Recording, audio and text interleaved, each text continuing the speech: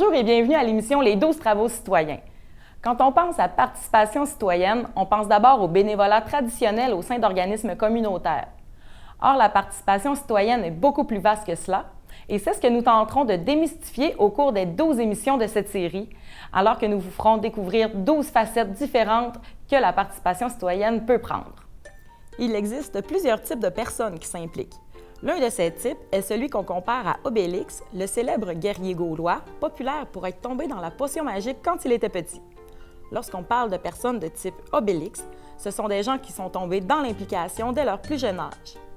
Des personnes qui ont grandi avec des modèles d'implication, que ce soit au sein de la famille ou ailleurs, et pour qui s'impliquer est quelque chose qui va de soi et qui fait partie de la vie quotidienne.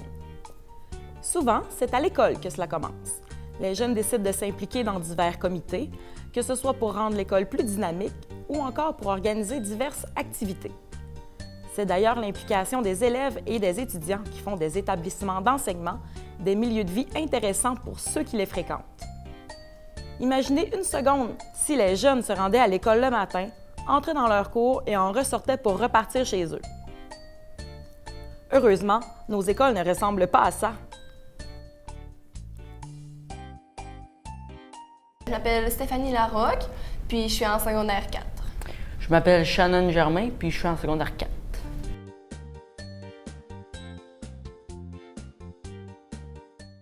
OK, dans le fond, nous, on fait partie de la polyvalente des 80.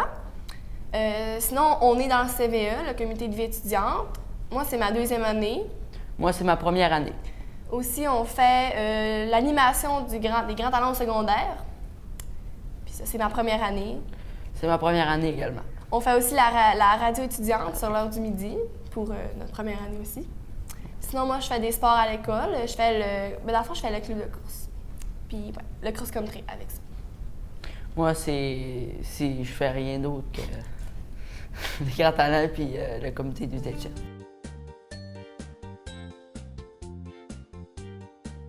Dans le fond, c'est pour le CVE. Moi, j'ai commencé à m'impliquer par le CVE, puis c'était l'idée d'apporter ma part à l'école parce que, dans le fond, en faisant partie du CVE, tu peux aider à gérer. Tu vois d'un autre angle ce qui se passe dans ton école, puis ça t'aide à pouvoir apporter ce que tu veux ajouter. Moi, le CVE, c'était pour dire des idées dans l'école, changer les choses, faire des activités, puis toutes ces choses-là.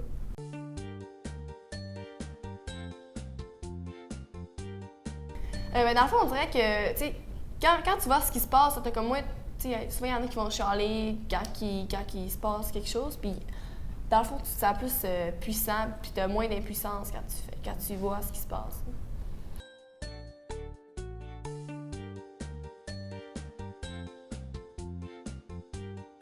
Dans le fond, il y a plus de vie parce que si chaque personne apporte son côté à elle, tout le monde est différent, donc ça fait comme un plus beau mouvement de masse, puis ça contribue à la vie étudiante.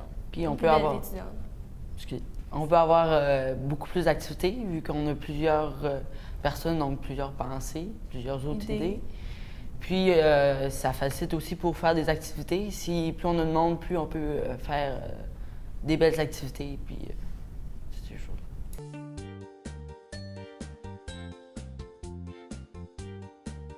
S'il n'y avait aucun jeune qui s'impliquait dans l'école, je pense que la vie étudiante serait beaucoup plus plate parce qu'à fond, il n'y aurait pas la vie étudiante des jeunes, que le monde apporte le dynamisme à leur école, puis toute la spontanéité. Puis aussi, je pense qu'il n'y aurait pas des belles activités thématiques comme une activité à Noël, une activité à l'Halloween, toutes ces choses-là. Donc, ça rendrait l'école moins intéressante. Tu sais, c'est le fun quand on sait qu'on vient à l'école puis qu'il y a des activités pour nous, puis que...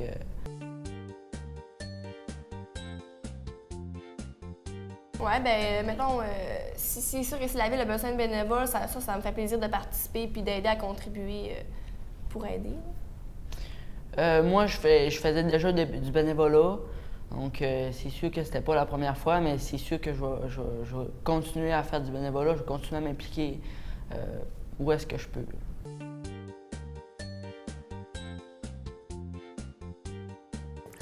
Alors, bonjour à tous, bienvenue à l'émission Les 12 travaux citoyens. Aujourd'hui, nous sommes en compagnie de Karine Doyon et de Roxane Michaud.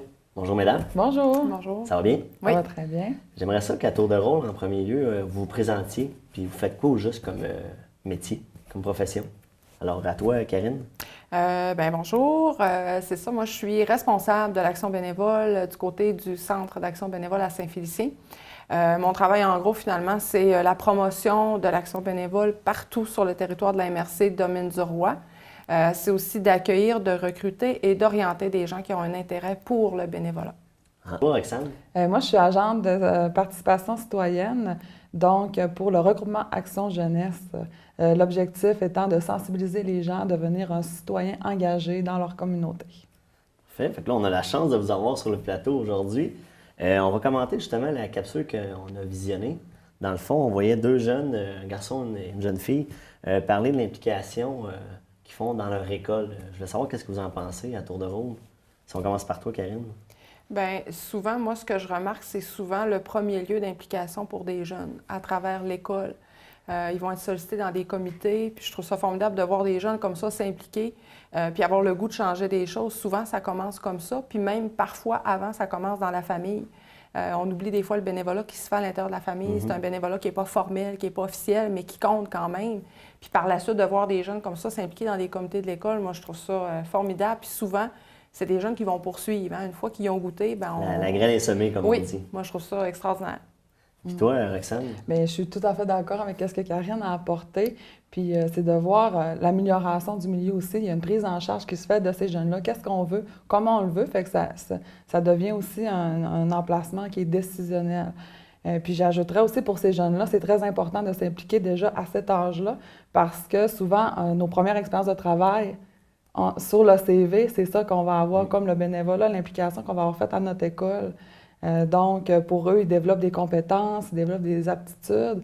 Fait que ça devient intéressant pour des employeurs qui vont engager ces jeunes-là. Puis on ne se cachera pas aussi, le milieu scolaire, les jeunes sont entourés d'adultes significatifs. Et puis justement, comment vous évaluez l'importance justement de ces personnes-là, autant le personnel de soutien, les animateurs de vie scolaire, étudiants dans le fond, aussi les enseignants. Comment vous évaluez ça, ce travail-là, de leur importance là-dedans? Bien, c'est des modèles, hein? C'est des modèles pour les jeunes. Fait que s'ils sont accompagnés aussi, puis souvent, c'est ces personnes-là qui vont leur montrer à faire les premières étapes de leur implication, de cette prise en charge-là, vont les orienter, donner des outils, tout ça. Fait que c'est important d'avoir des personnes avec un bon vouloir, puis qui s'intéressent aux jeunes aussi, effectivement. Vous, n'avez-vous des jeunes justement qui s'impliquent dans vos organismes? Chez nous, on en a quelques-uns. Souvent, ça prend la forme d'un bénévolat qui est quand même plus court dans le temps. Parce que c'est des jeunes, bon, évidemment, sont occupés, c'est l'école, c'est les activités parascolaires. Donc, ce qu'on voit chez nous, c'est que c'est des jeunes qui vont venir s'impliquer pour des événements surtout. Donc, c'est un événement X qui est cadré dans le temps, donc ils s'impliquent quelques heures.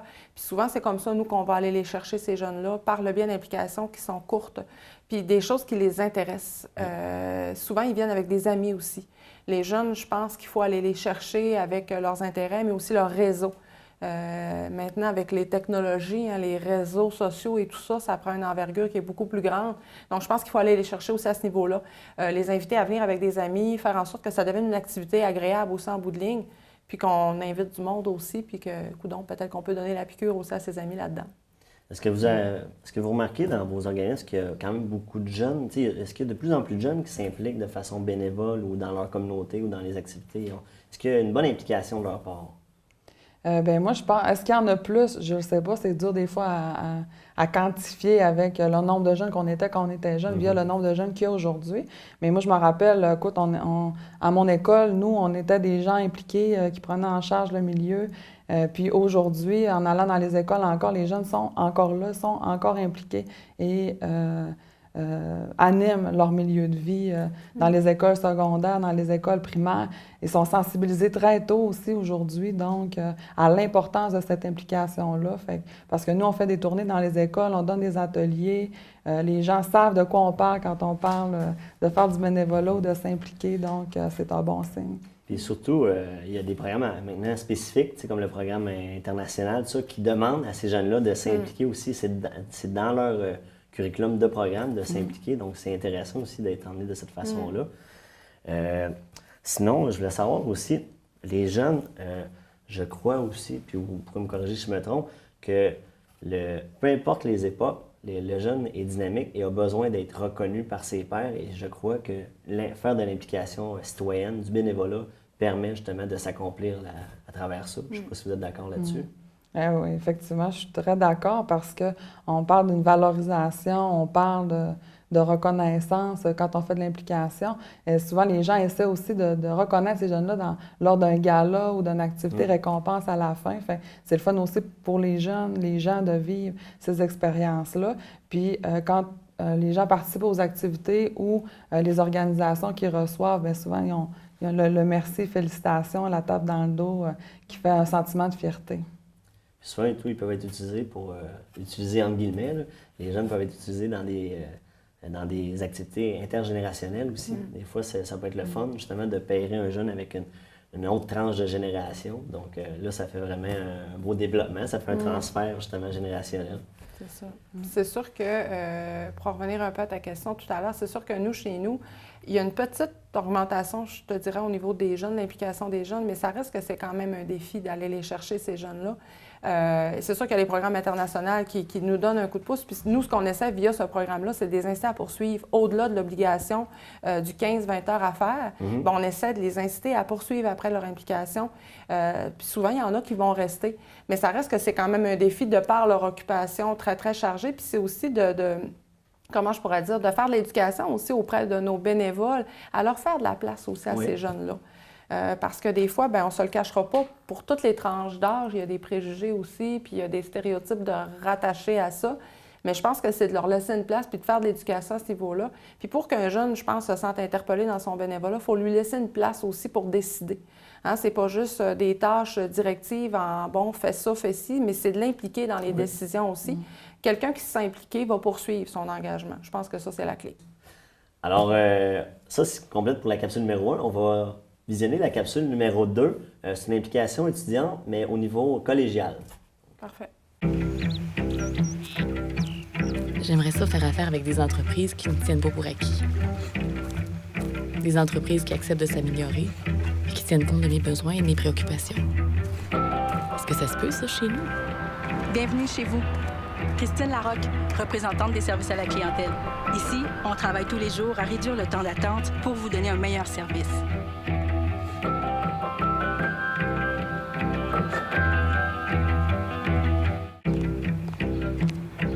L'électricité qu'on produit ici, je trouve ça important qu'elle soit rentable puis qu'on en profite. Mais l'électricité dont on ne se sert pas et qu'on exporte ailleurs, est-ce qu'elle nous rapporte chez nous? Bienvenue chez vous.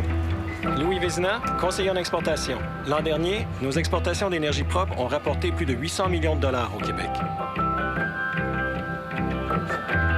Je m'appelle Marie-Gaëlle Verspecht et je suis étudiante en arts et lettres au Cégep de Chicoutimi.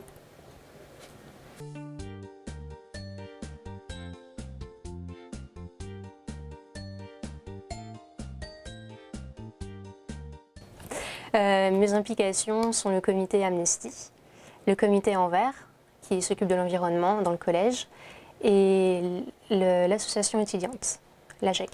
Ça a commencé en secondaire. En 2009, je suis partie avec une ONG au Burkina, et en 2011, je suis partie en Palestine. Et je faisais aussi partie du comité Amnesty de mon école secondaire.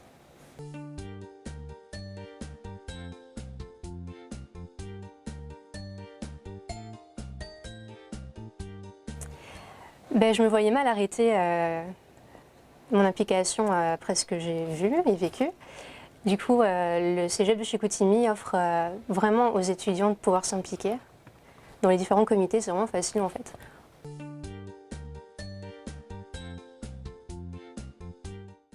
Alors, m'impliquer dans mon Cégep me permet de sensibiliser les autres étudiants, que ce soit au niveau des droits humains, comme l'année dernière avec Amnesty, on a monté une tente de réfugiés à la place publique et on a fait un café-débat au Tête Zavero sur le conflit israélo-palestinien. Au niveau environnemental, cette année, on va développer des jardins-fenêtres Donc les étudiants pourront prendre des fines herbes au passage quand ils passent dans le couloir. Et au niveau des droits étudiants, avec la GEC, également ça me permet personnellement de développer mon leadership.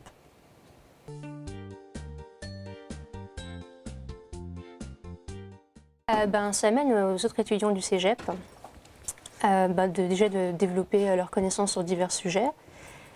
Et également, on rayonne un peu partout au Québec, vu que l'année dernière, on a gagné le prix de la meilleure implication étudiante au niveau d'Amnesty International pour tout le Québec.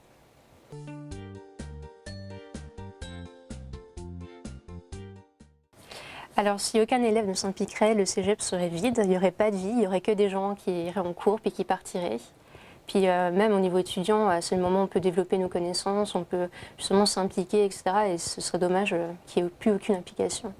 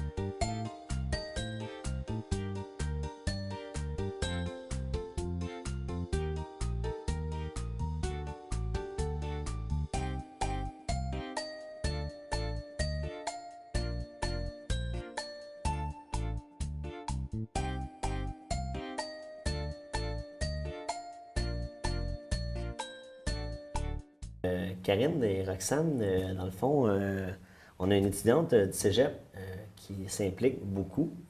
Qu'est-ce que vous pensez de ça, justement, cette implication via des études un peu plus supérieures? Bien, on voit Marie-Gaëlle a commencé déjà au secondaire à s'impliquer dans des choses qui l'intéressaient. Et quand on l'écoute parler, on voit vraiment qu'au cégep, les enjeux deviennent importants. Hein? Elle est là pour une raison, pour une cause, défendre des choses. Fait qu'elle s'implique dans des choses qui viennent la toucher au niveau de ses valeurs et on voit qu'elle a envie d'apporter un autre souffle ou d'apporter des changements.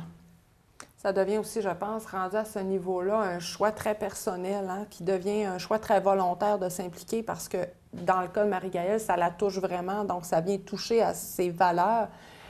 L'engagement la portée est différente aussi parce que là, ça peut prendre la forme de campagne de levée de fonds. Alors là, ça demande un plus grand investissement aussi en termes de temps. Les enjeux sont un peu plus grands. Oui, bien c'est ça exactement. La portée est très différente aussi, là. Il nous parlait, tantôt, c'est intéressant, elle parlait aussi des voyages. Tu sais, quand on dit les voyages forment la jeunesse, on en a quand même un cas parce que de par ce qu'elle a vu à travers ses voyages, elle a décidé justement, elle a mieux ciblé ses engagements par rapport aux valeurs qu'elle porte en elle. Je voulais savoir qu'est-ce que vous pensez justement de ça, l'expression « les voyages forment la jeunesse ». Bien, moi, je suis tout à fait d'accord. J'ai travaillé longtemps en international. Carrefour Jeunesse Emploi, on a mis sur pied des projets pour faire vivre ces expériences-là aux jeunes parce qu'on travaille en intensité et en puissance 10, comme j'aime bien le dire. Quand on est à l'extérieur, justement, on voit des choses différentes, on vit des nouvelles cultures, les valeurs changent et changent très rapidement. Fait que quand on revient, on a besoin, c'est un besoin de faire bouger les choses. C'est confrontant aussi. C'est confrontant, exactement. Ça peut nous rendre un peu plus humbles des fois face à différentes situations. Et puis, je me plais bien à dire aussi, quand on part en voyage, souvent on part pour mieux revenir après ça dans notre région, dans notre communauté, pour emmener, on devient un peu porte-parole de ce qu'on a vu, de ce qu'on a vécu. C'est intéressant justement que les jeunes et un peu moins jeunes apportent cette expérience-là aux autres justement en s'impliquant dans différents comités. Si on parle aussi d'implication scolaire, citoyenne via le système scolaire, je ne sais pas, pensez-vous qu'on peut faire un lien avec la persévérance scolaire aussi? Oui, bien, il y a un lien très facile qui est fait dans les écoles déjà au secondaire et au cégep parce que on développe le sentiment d'appartenance à notre école. On fait partie de comités, donc on a envie d'aller à l'école pour faire bouger ces choses-là, de voir nos amis, parce que souvent on s'implique avec des amis, surtout au secondaire, là, au cégep, on y va plus individuellement, mais encore là, quand il y a des gens qui sont là, ils comptent sur nous, fait qu'on ne peut pas se dire « ce matin, je me lève pas, j'y vais pas », puis on a envie de foncer, puis des fois aussi, la place de l'implication prend une plus grande place que les études, il faut faire attention à ça aussi, mais effectivement, on peut parler de persévérance scolaire quand on parle d'implication dans son milieu. Ça permet de développer beaucoup d'habiletés aussi, puis de toucher à des choses qu'on n'a peut-être jamais touchées encore. Quand on parle d'organiser des campagnes de levée de fonds, bien, ça peut être aussi de travailler avec des médias, ça peut être de solliciter des partenaires du milieu qu'on n'aurait peut-être pas pensé, ou du moins un travail qu'on n'aurait pas fait dans le cadre de nos études nécessairement. Fait que ça permet d'aller toucher autre chose aussi. Puis l'implication à ce niveau-là aussi, ce qui devient important, c'est que ça devient drôlement intéressant pour un employeur futur également. De voir apparaître des implications comme ça dans un curriculum vitae, ça devient vraiment important. C'est de le faire valoir beaucoup aussi chez les jeunes, ça, parce que ça devient vraiment intéressant. C'est une expérience de travail, comme on dit, très, très pertinente. C'est du sérieux, comme on dit. Et puis, si on applique la théorie, justement, de persévérance scolaire, les jeunes vont se sentir impliqués, vont avoir le goût de demeurer à l'école. Bien, après ça, une fois le parcours scolaire fini, quand les gens continuent leur bénévolat, leur implication, bien, ils vont développer le sentiment d'appartenance, vont avoir le goût de persévérer dans leur communauté aussi. Je ne sais pas si vous êtes d'accord là-dessus. Oui, puis ça leur fait une expérience de bénévolat à ajouter finalement dans leur parcours. Parce que les gens qui souvent vont poursuivre à s'impliquer dans leur milieu, c'est des gens qui ont commencé, comme Marie-Gaëlle, au secondaire, au cégep. Des fois, il y a une période d'arrêt parce que, bon, il y a des événements de vie, tout ça. Mais souvent, c'est des gens qui vont recommencer parce que ça fait partie d'eux, ça fait partie de leurs valeurs, ça fait partie de leurs préoccupations. Fait que ça fait quelque chose à ajouter aussi dans leur parcours, puis ça fait une belle expérience pour un bénévole. Puis justement aussi, on parle de développement personnel, de s'accomplir comme ça auprès de leur père, auprès de leur aussi, parce qu'ils représentent leur père, auprès aussi des instances de direction du cégep, des collèges. Et des fois, ils ont à discuter, d'échanger, débattre avec les enseignants aussi. J'imagine que ça, c'est important dans leur développement, justement, vers leur niveau adulte. Je sais pas. Bien, puis c'est aussi le premier réseau de contact qu'on développe. Hein? Fait que ça devient des gens, oui, des modèles, ça devient des gens importants, mais dans un futur rapproché et éloigné, toutes ces connaissances-là, ces personnes-là peuvent continuer à graviter, nous apporter autre chose dans notre vie.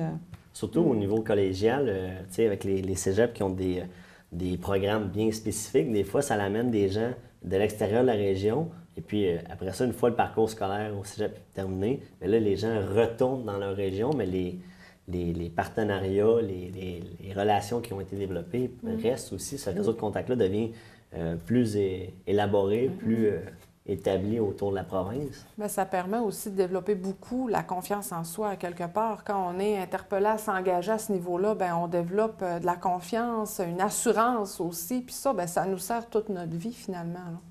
Bien, merci. Merci. Alors, bien, c'est ce qui complète l'émission Les 12 travaux citoyens. Merci encore, Karine, et merci beaucoup, Roxane, d'avoir commenté les différentes capsules vidéo. Et puis, bien, moi, je vous donne rendez-vous à une prochaine émission.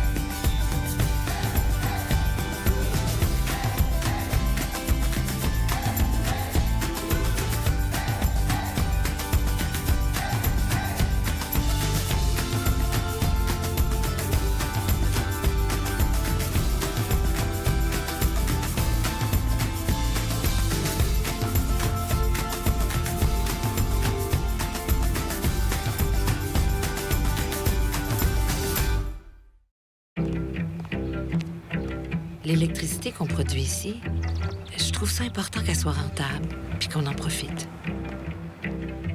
Mais l'électricité dont on ne se sert pas et qu'on exporte ailleurs, est-ce qu'elle nous rapporte chez nous? Bienvenue chez vous. Louis Vézina, conseiller en exportation. L'an dernier, nos exportations d'énergie propre ont rapporté plus de 800 millions de dollars au Québec.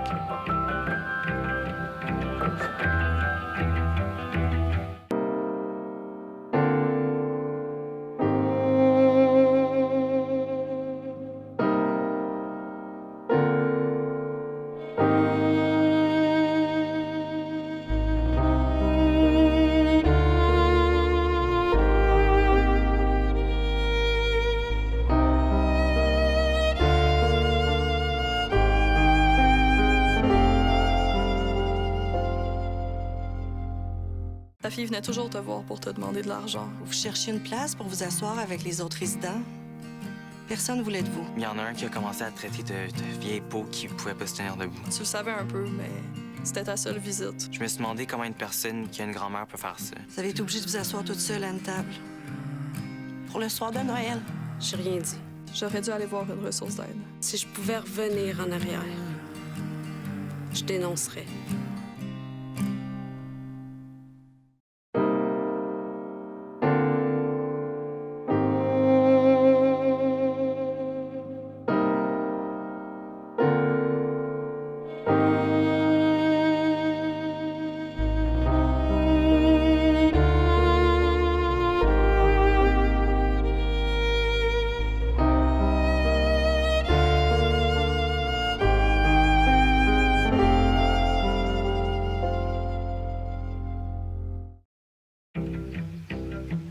J'aimerais ça habiter dans un endroit où l'électricité est produite localement.